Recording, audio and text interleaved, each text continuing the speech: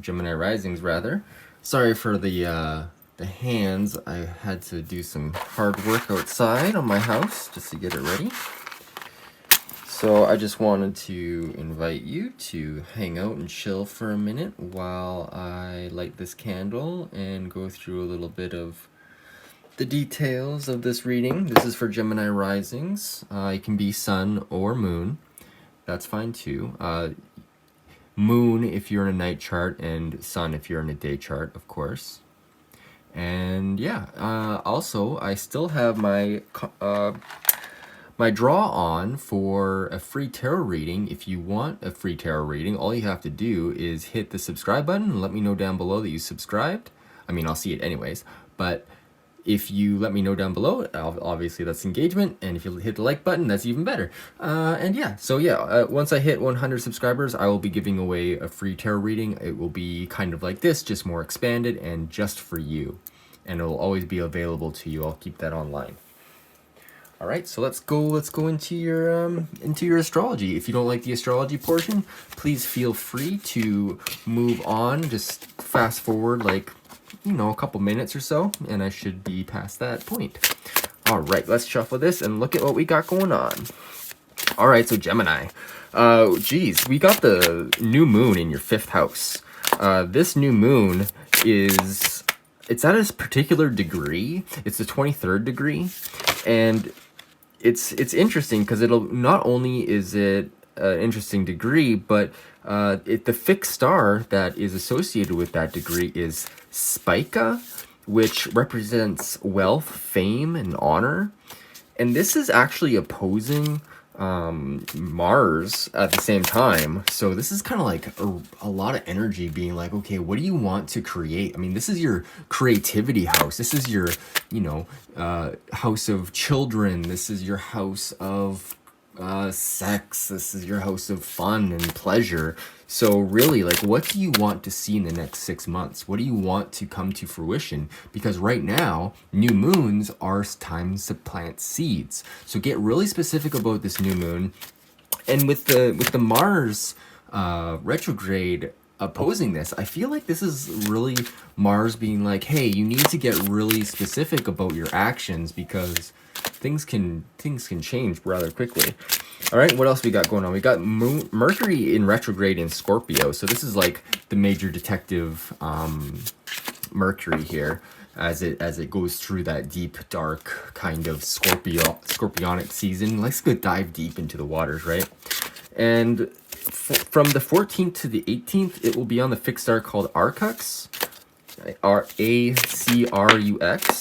and the association with that is in interest in astrology, spirituality, occult, and metaphysics. So if you're catching this before that date, just maybe, you know, meditate and have a good time with that and see what pops up for you. Or maybe you want to get into more studies or whatever. Like, by all means, go for it. It's a good time for it. What else we got? We got Sun square Saturn on the 17th, like a direct square, which is it's bringing attention to your work. So that's, of course, something that's important for you. I mean, that's your 7th house. I mean, sorry, that is your 8th house. So yeah, that's bringing in challenges for, you know, what's visible as far as your work is concerned, with like especially other people's money, like say if you have clients or something. And what else we got? We got Mars square Jupiter is coming up direct, so that is more challenging energy to whatever you want to create in the world. And since that is also in your 8th house, that is other people's money and stuff, so it's more of an expansive energy. What else we got? We got Venus. Got Venus trine Jupiter, which is a nice energy, but it's also going to be opposite Neptune, which is kind of like a very dreamy sort of energy. And you can kind of get a little bit diluted because of it, Gemini. I mean, it is in your 10th house of career, so you may be feeling like, you know, maybe you're having high ideals for something that may happen. Just make sure you're staying grounded with it, but also don't lose hope. All right? All right. Well, let's get into your tarot reading. Where you're at right now or where you've been recently, and then we'll go into what's coming up for you this week, and then we'll get into what you got for your messages from Spirit, and we'll dive into oracle cards and then a rune at the very end, of course, as I always do. All right, well, let's get into this. Let's see what we got. All right. Now I wait for jumpers from the deck, and if you don't like to wait around, well, feel free to skip ahead. I believe that's your energy and not my energy. Okay, so we got some cards on the board. Awesome, Gemini. All right, let's get into this. All right, so the first card is Temperance Reversed. So it feels like an impatient energy, like you're wanting to create something, but it's just not taking form yet, Gemini. All right, let's see what the underlying energy of this card is. The King of Cups reversed. It's because you're not in touch with your emotions. How are you supposed to create anything of value and of solidity when you're not sure how you feel?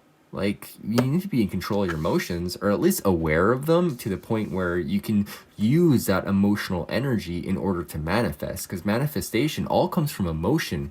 Thought and emotion will create anything, will create your entire world. All right, let's see what the rest of the story is. Oh, we got the Four of Wands. So it feels like, yeah, it feels like you're wanting to manifest a relationship here, something happy with the Four of Wands. I mean, look, you got this beautiful fountain, you got a couple crows like singing together. It's like, this is what you want, but you're having difficulty manifesting it. So maybe we can get some clarification as to why this is happening. It's the Knight of Cups reversed. It's because you're not delivering the message. Like, the Knight of Cups is typically a card of your knight in shining armor showing up. But when it's in the reverse position, it's like you're supposed to be the knight in shining armor. Or maybe this has been delayed. So maybe there's some sort of delay in messages. I mean, it's Mercury Retrograde right now, of course. So, yeah, I feel like either you haven't been... I feel it's because you're not clear. And because you're not being clear, you're unable to give the message out that you need in order to, like, manifest the world that you want. So I feel like really getting clear on your feelings and getting in touch with your feelings, like, and getting specific about what you want in life and aligning yourself to those things, I feel like you'll be able to change this Temperance card into a more creative position. Because right now I feel like your creativity is being squandered in a way. And it's just giving you this feeling of not having emotional security, Gemini. All right, if that makes sense for you, let me know, because it's also a new deck for me. So let me know if these messages resonate. It'd be amazing to hear back from you. Now we're gonna go into what you got coming up for this week. So if this part didn't resonate, oh, I actually did get a card here. So if this part didn't resonate, maybe the next part will. And if that part doesn't resonate, maybe the next part does, okay? So the card that we got here, ironically unironically, on top of the key, is the Hierophant. Now the Hierophant is a very powerful card. It is basically calling you to get in touch with Spirit, get in touch with that inner teacher, with like that we all kind of have within ourselves, that it has that connection to the divine. And the Hierophant here has two subservient crows who are, you know, they're basically like his apostles or whatever, like people that he teaches and bestows secrets upon. And I'm seeing like the wings in the stained glass there, and the Hierophant typically is a very grounded. He's like the masculine energy of, like, you know, you have the Magician and the High Priestess, and then you have the Empress and the Hierophant. So this is like the kind of like the grounded couple, like the grounded masculine, but also the masculine that's reaching for the higher octave of life. So let's see what we got going on here. So the Hierophant, why does Gemini need to focus? What is coming up for Gemini? Three of Wands, I think? I'm pretty sure this is Wands. I don't know what else it would be. So Three of Wands. So yeah, this is really kind of looking out for opportunity.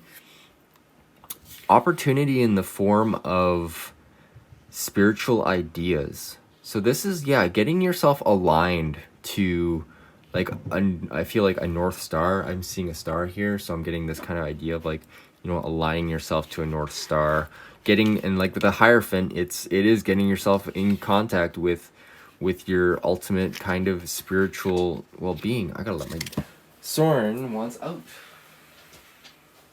Here you go. Sorry about that. My dog just wandered out of my room.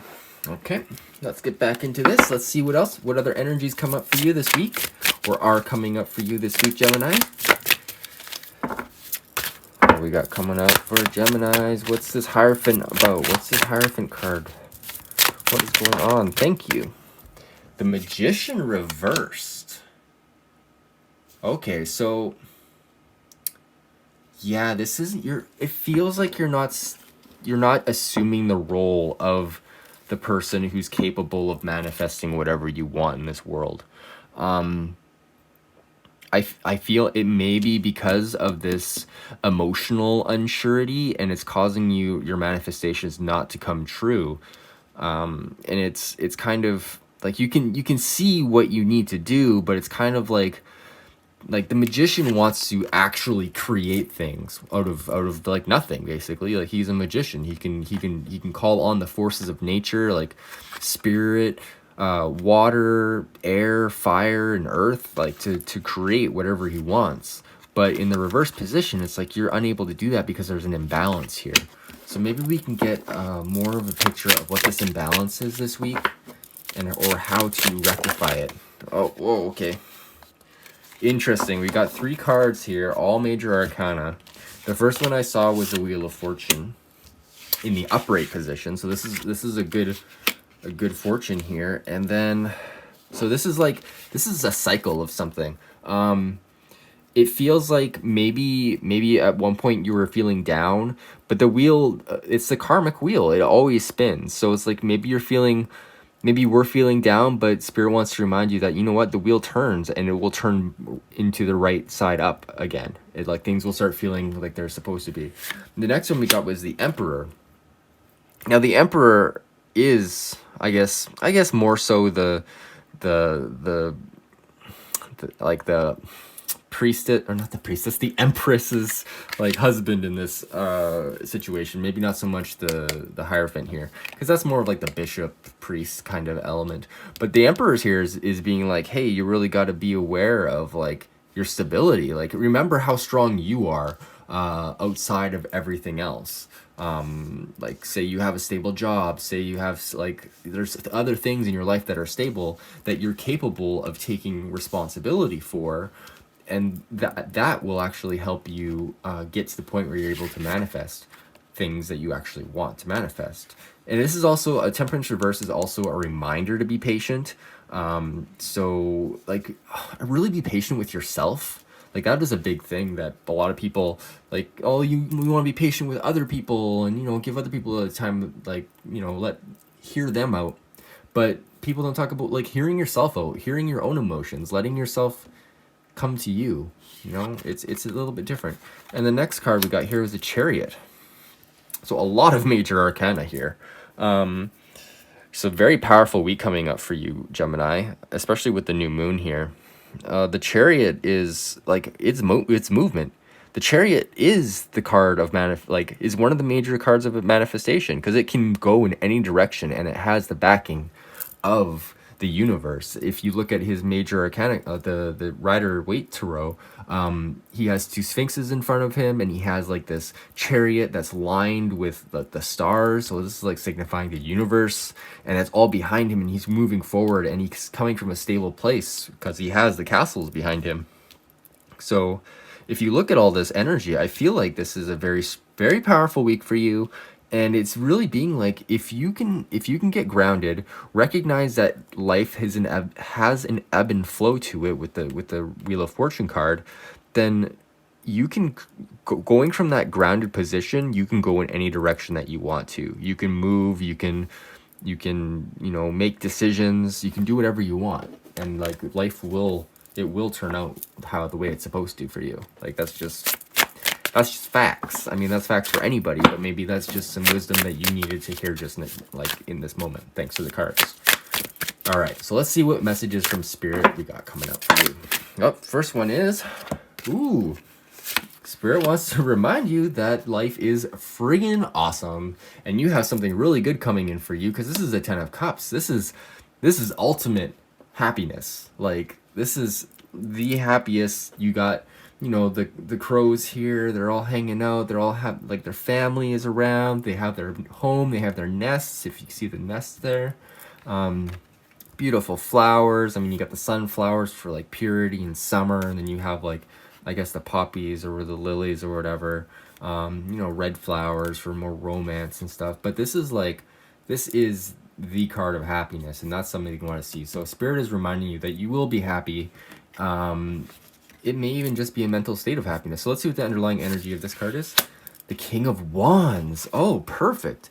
Okay, so this is like, the King of Wands is about being like passionate, being a leader, being a visionary, having that willpower to do whatever you want. I mean, you see the lion here. The lion is associated with will, and you got the lemniscate, the infinity symbol here, being like, you know what? You understand both worlds. You understand the spiritual world, and you understand the physical world, and then you combine that in the center to create your reality.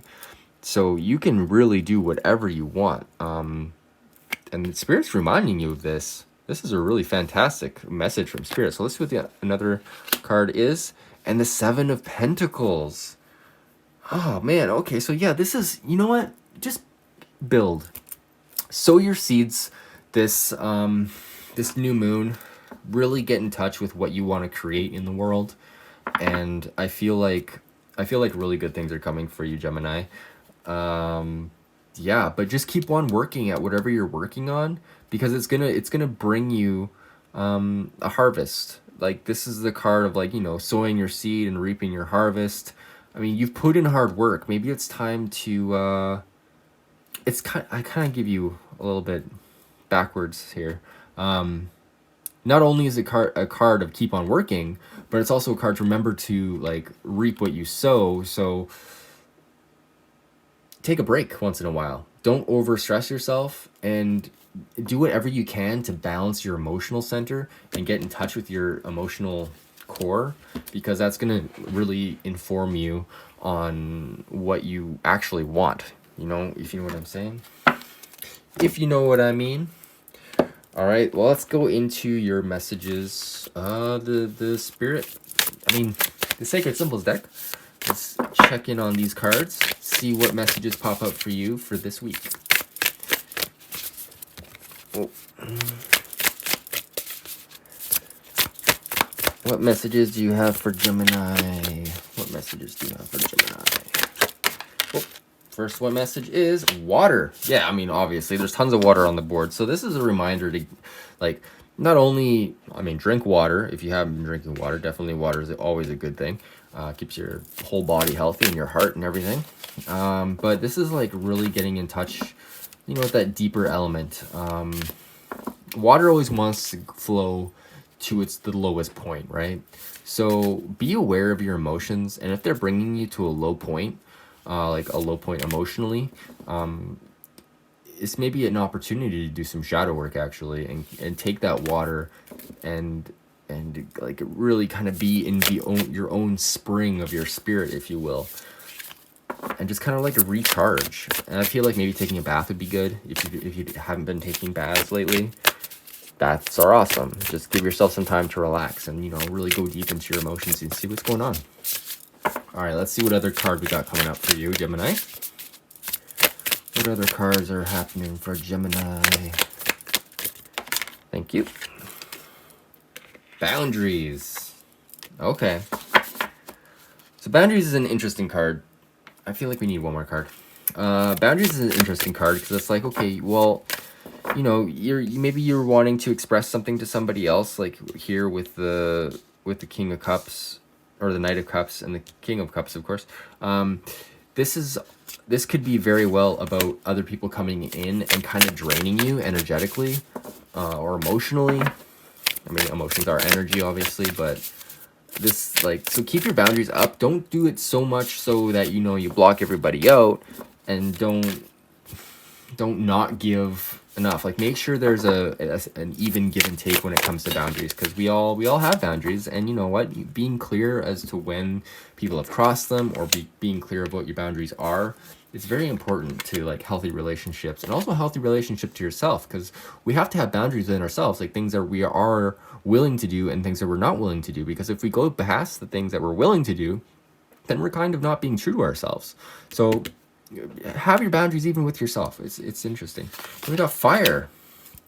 I like this. I like how we have water over the water and boundaries, because another thing about boundaries are keeping your energy intact. So if you're able to keep your energy intact, well, then you're able to use that energy for manifestation, for that, like the Magician card, for creation, for the Chariot card, to decide things. That's energy. And then we got the fire here, the passionate energy, the King of Wands energy. This card and this card are they're best friends. I mean, the fire element is the King of Wands. So really, that's really good. Okay, great. So just remember what makes you passionate, and make sure that you're doing the things that are making you passionate. Otherwise, like, why are you doing them? If it's not lighting a fire under your butt that you really want to wake up in the morning and do it, then think of a way that you can do something else. Maybe you take on a side hustle, or maybe pick up a new project, or maybe read a new book, something that makes you passionate. All right. So yeah. Oh yeah, and by the way, this is the Crow Tarot, just so you know. I feel like we're going to go into a rune now. So let's go into your rune. Let's see what's going on. What does Gemini need to hear for this week to help them on their path? What does Gemini need to hear this week to help them on their path? Thank you. Ooh, this is Feyru. I believe this is Feyru.